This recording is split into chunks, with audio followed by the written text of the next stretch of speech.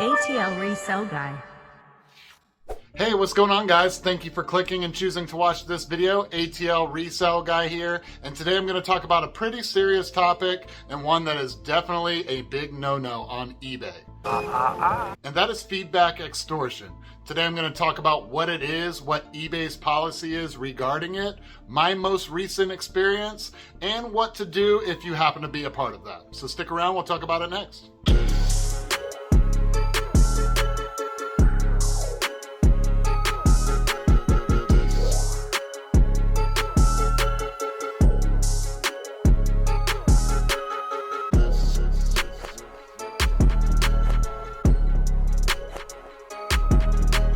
All right, so let's dig into this, guys. Feedback extortion, what is it? So the simplest and probably even the most common example of this is a buyer is unhappy with a transaction on eBay. They message the seller and they say, hey, if you don't give me such and such, I'm going to leave you negative feedback. This is not allowed. This is against eBay policy. Let me go ahead and just read the policy out to you guys. This is from eBay's website. Buyers aren't allowed to use threats of negative feedback or low detailed seller ratings to try to get something that wasn't part of the original listing.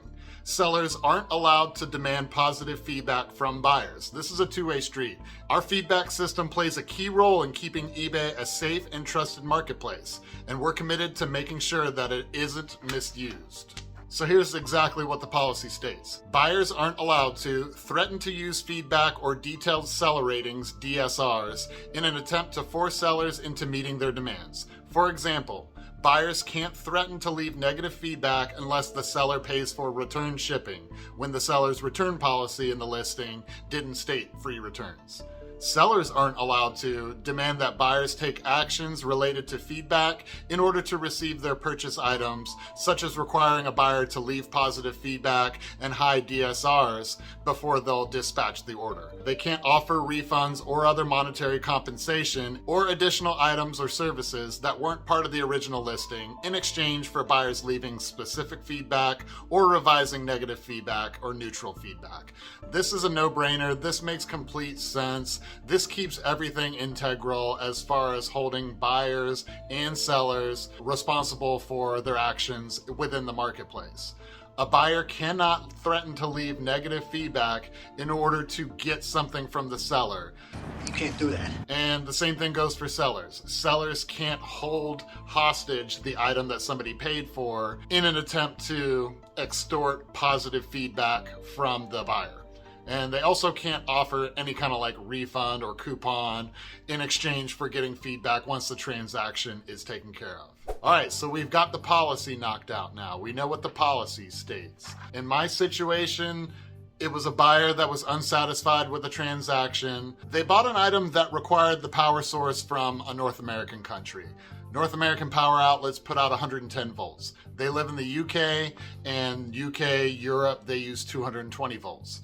This particular piece of electronics, it was a Sony boombox. It was tested here on 110 volts, works great. When it got to the UK, it's not compatible with that power source. I told the buyer, hey, listen, this is something that you need to consider prior to ordering electronics internationally. The buyer didn't want to hear that. They were really upset. I actually even suggested, hey, there's these adapters that you can buy. You just plug it into the wall, it converts your 220 to 110, and you can use the item. It'll work perfectly. This buyer got really upset, and they said that if I don't return funds to them, they're going to go to eBay and leave negative feedback. This is, to a T, feedback extortion. They're saying if I don't return some of their funds, they're going to go to eBay and they're also going to leave me negative feedback. Oh no. So here's what you do, guys. You got to report this person. That's exactly what I did. I reported them to eBay. I also let them know, hey, the reason that I'm reporting them is feedback extortion. They tried to recoup funds from me by threatening to leave me negative feedback. So I report the buyer. I wait a day or two, and there it goes, the negative feedback. They did say that the item didn't work in the UK. They said that I was rude and that I was not helpful. and that my store is bad. I thought I was very professional, very cordial, very helpful in my messages to this buyer. Regardless, they left me that negative feedback. Next step is to go to eBay, request a feedback removal. I did this. I requested that the feedback be removed. eBay denied it. They said feedback is an integral part of the eBay community and we're unable to delete this. Blah, blah, blah, blah, blah, blah. I'm still going to continue to contact eBay. I need to call customer service, get a person on the line, tell them about the messages that were exchanged between me and the buyer, and have them remove it that way. So that's what you do in this situation. If you're selling on eBay and a buyer demands that you do something and they're threatening to use negative feedback as a means to get you to do that, you need to report that buyer. You need to let eBay know. You need to inform them that this is what that buyer is doing, because it is completely against the policy that eBay has set up. So I hope this video has been informative for you guys. Thanks for tuning in and watching. I appreciate it. Make sure to hit the like button, comment down below if you found any of this interesting, you want to chime in on the conversation, and also hit the bell. That way you'll be subscribed and you can get notifications on when videos drop. Until next time, ATL Resale Guys signing out.